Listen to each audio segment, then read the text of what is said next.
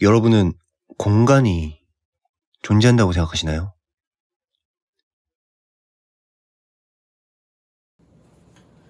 우리가 컴퓨터 게임 있잖아요. 컴퓨터 게임. 게임 속에 존재하는 공간은 진짜 존재하는 공간인가요? 아니면 가짜 공간인가요? 가짜 공간이죠. 그럼 다시 한번 물을게요. 현실에서의 공간은 존재한다고 생각하시나요? 존재하지 않는다고 생각하시나요?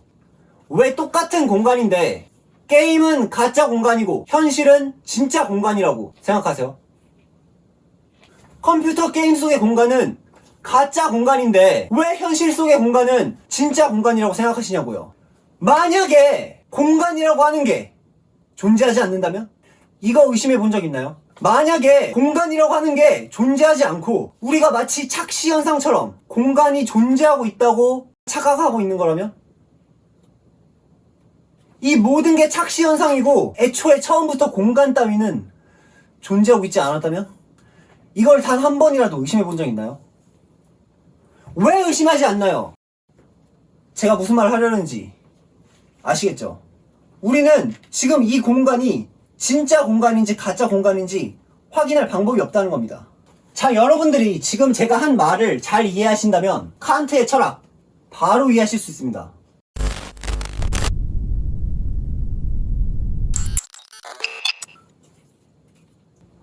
안녕하세요.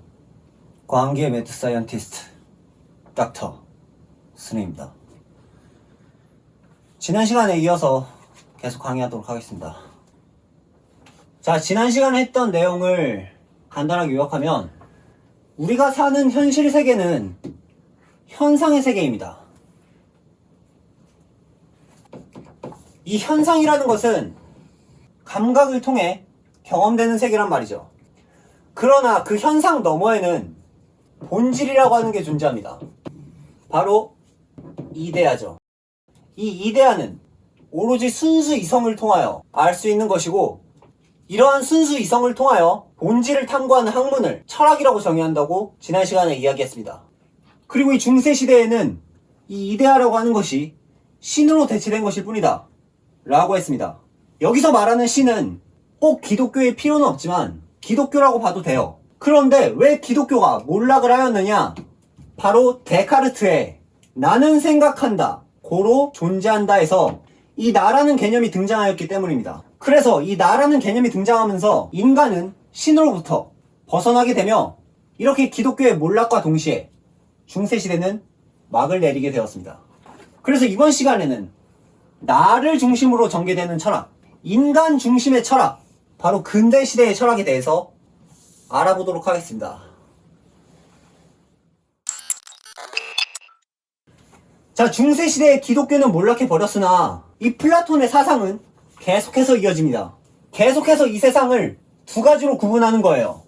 플라톤은 이렇게 이 세상을 두 가지로 구분하면서 우리가 이성을 통하여 사물의 본질, 즉 이데아를 이해할 수 있다고 했습니다. 그러나 칸트는 다릅니다. 칸트 또한 이 세상을 두 가지로 구분을 합니다만 칸트는 우리가 이 사물의 이데아를 알 수가 없다고 합니다. 왜 알 수 없느냐? 그건 바로 제가 아까 설명한 공간의 개념을 떠올려 보시면 돼요. 우리는 현실 세계에 공간이 존재한다는 건 알아요. 그러나 그게 진짜 공간인지 가짜 공간인지는 확인할 방법이 없습니다. 게임 속의 캐릭터가 그 게임 속의 공간이 진짜인지 가짜인지 확인할 방법이 없는 것처럼 우리 또한 이 현실 세계의 공간이 진짜인지 가짜인지 확인할 방법이 없다는 겁니다. 확인할 방법이 없기 때문에 우리가 이 이데아를 알 수가 없다는 거예요. 이거를 이해하셔야 합니다. 자, 이건 제가 1교시 수업 때 설명해 드렸던 데카르트로부터 이어지는 내용인데 우리가 어떠한 현상을 이해하기 위해서는 반드시 인식이라는 과정을 거쳐야만 합니다. 내가 그 현상을 인식해야만 그걸 알던가 모르던가 할 거 아니에요. 여기서 우리는 이 현상을 감각과 이성을 통하여 인식합니다. 감각이 먼저 그 현상을 받아들이고 난 뒤에야 이성적으로 그걸 분석한다는 거죠. 그러나 이 감각이라고 하는 건요, 부정확한 겁니다.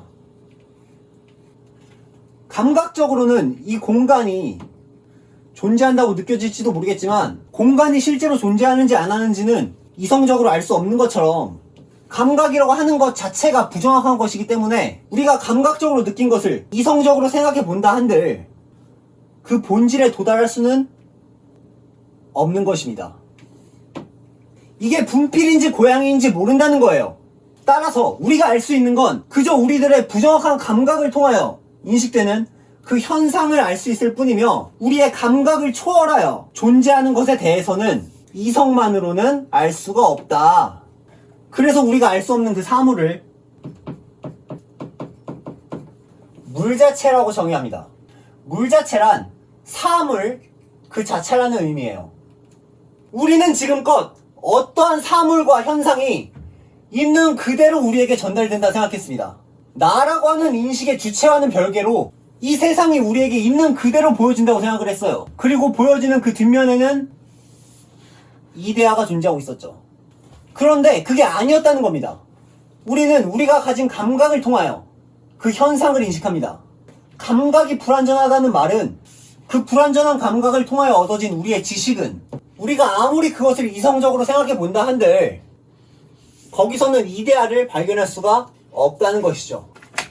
마치 게임 캐릭터가 자신 게임의 공간이 가짜라는 것을 알 수 없듯이 우리의 감각 역시 불완전하기 때문에 그 불완전한 감각이 인식한 대상에 대하여 본질을 발견하는 것은 불가능하다는 의미입니다. 애초에 감각부터가 잘못되었으니까요. 그래서 칸트는 애초에 이데아 같은 건 알 수 없다고 했습니다. 다만 절대로 의심할 수 없는 단 하나의 진실이 존재하고 있으니 그건 바로 내가 존재하고 있다는 것. 내가 그 사물을 인식하고 있다는 것만큼은 진실입니다. 따라서 진정한 이데아는 그 사물에 존재하는 것이 아니라 나의 마음속에 존재하고 있다는 겁니다. 감각적 인식의 주체가 되는 나라고 하는 인간, 그 인간의 내면 속에 유일한 단 하나의 이데아가 존재하고 있다는 거죠. 따라서 칸트에 의해서 이 세계는 현상의 세계와 우리가 알 수 없는 물 자체의 세계, 그리고 그것을 바라보는 나의 인식 세계로 나뉘어지게 되는 겁니다. 즉 이것은 인간이 갖는 인식의 방향을 아예 뒤바꿔버림과 동시에 절대적 존재론으로부터 주관적 인식론으로 넘어오게 되는 과정입니다. 이것이 바로 칸트 철학의 핵심인 거죠.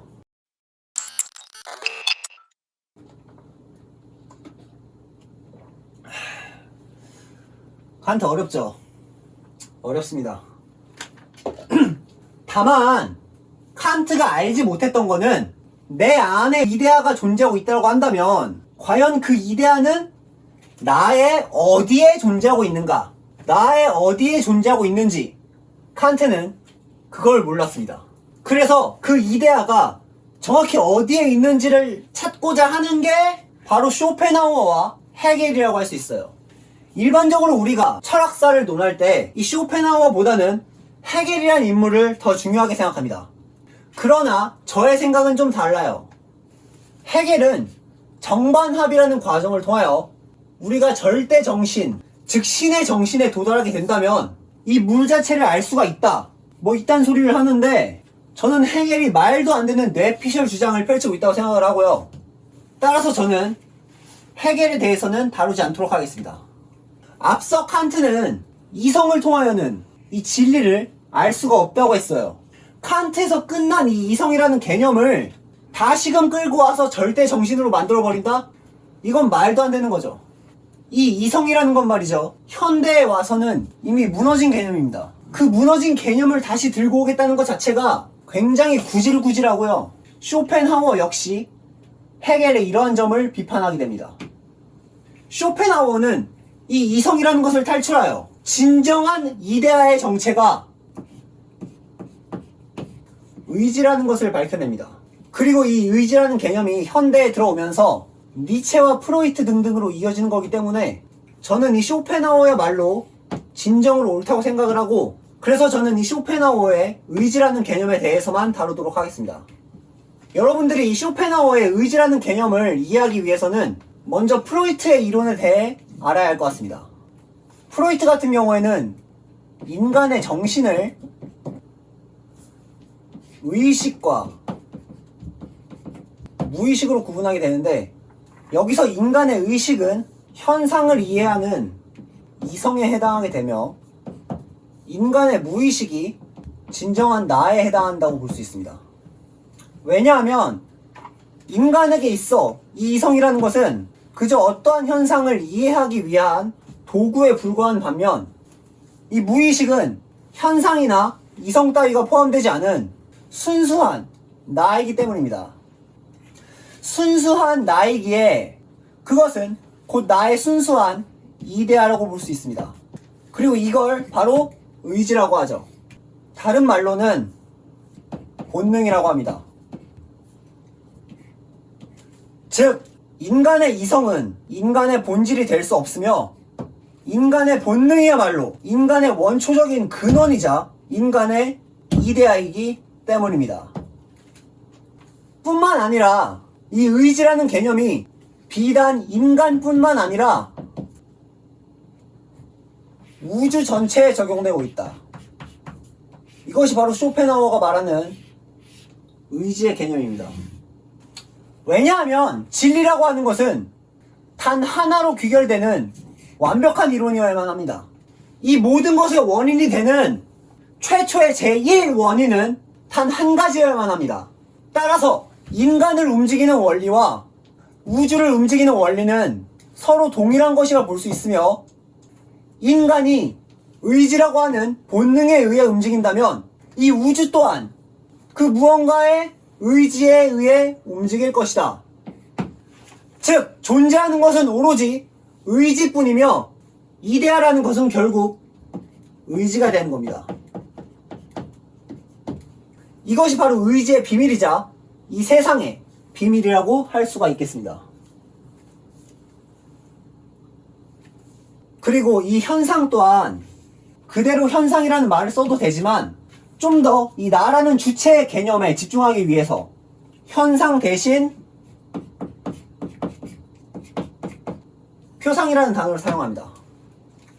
이 현상이 우주와 인류를 포함하는 개념이라면, 표상은 나에게만 한정되는 표현입니다.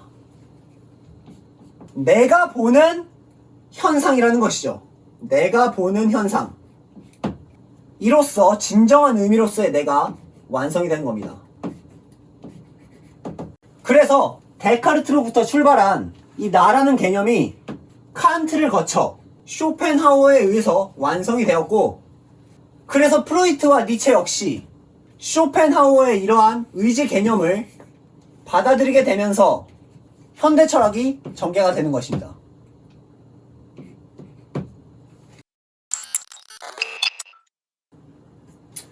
자, 그럼 마지막으로 현대 철학에 대해 짧게 이야기하고 강의 마무리하도록 하겠습니다.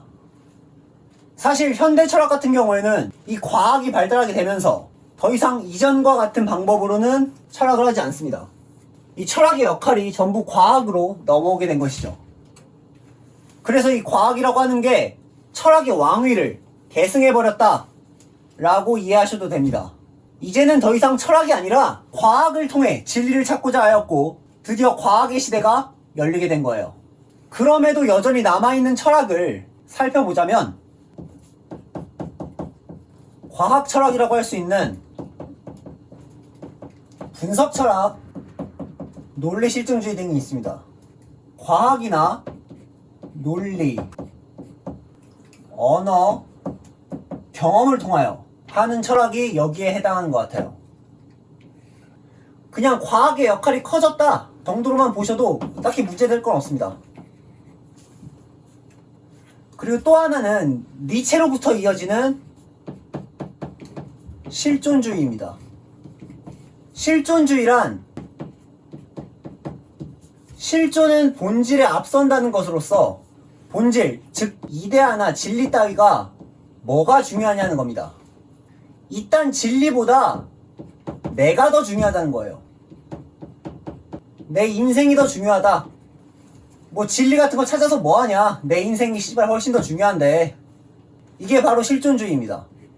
사실 뭐 이건 틀린 말이 아니죠. 뭐 본질이니 이데아니 이딴 거보다 당연히 내가 더 중요할 수밖에 없죠. 내 인생이.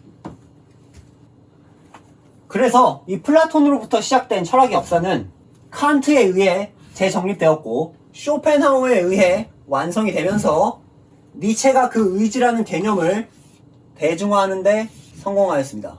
그래서 우리는 이 니체를 현대 철학의 선구자라고 부르게 된 것입니다.